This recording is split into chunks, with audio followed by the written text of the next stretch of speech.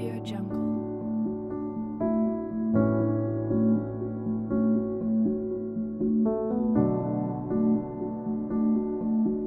AudioJungle.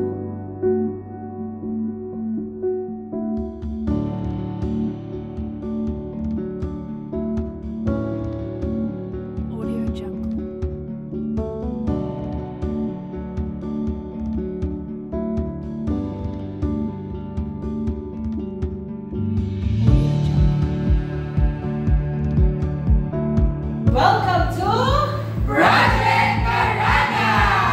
Atong kalasangan, atong pagmaon!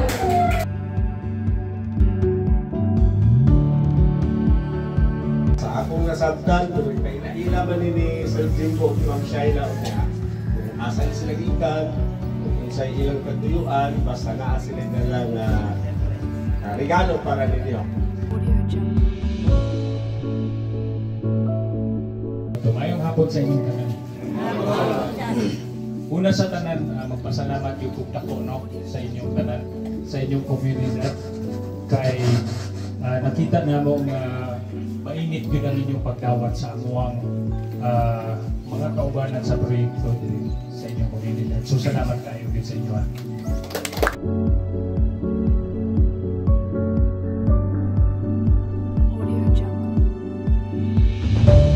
Kami po sa PCGI karon nakanindot kay may organization mi.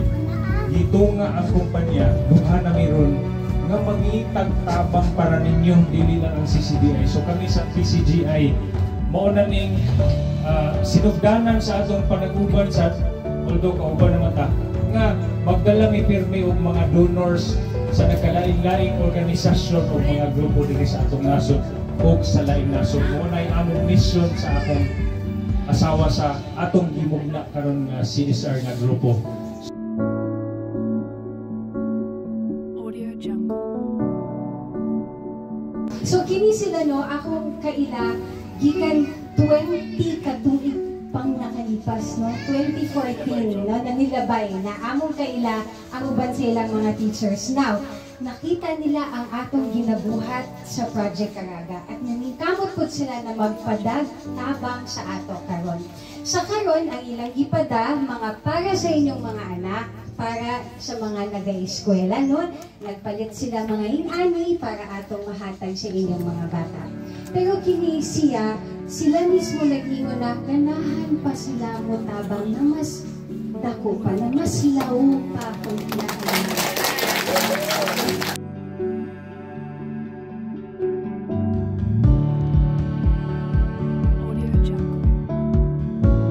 Magpasalamat gid ko sa ila na niabot sila diri sa inyong lugar, nihatag ng tabang na sa ako dako na kay ni para sa ako, na ihatag nila ni sa inyo ha.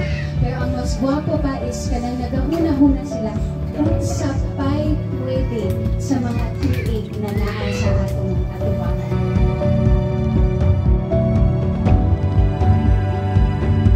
Ako po, si Pistonet po, galing po sa Escola de Vita. Katuwang ko po ang aming middle management team po. At of course po, yung aming direktor ng eskwelahan po, si Miss Meg po, ay dati pong co-teacher, katrabaho ni Miss Shaila po sa Las Piñas din po. At ang aming may-ari po ng eskwelahan, si Sir Rocky po, ay lubos pong nagpapasalamat po sa inyong mainit na pagtanggap sa aming lahat ngayong hapon na ito.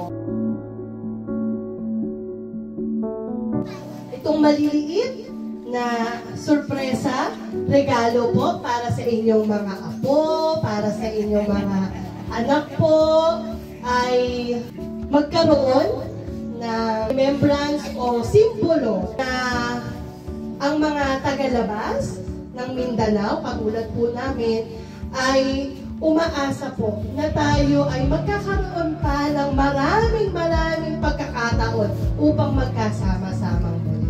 So, mula po sa aming paaralan, naway hindi ito ang una at huli nating pagkikita at maraming salamat po sa inyong pagtanggap.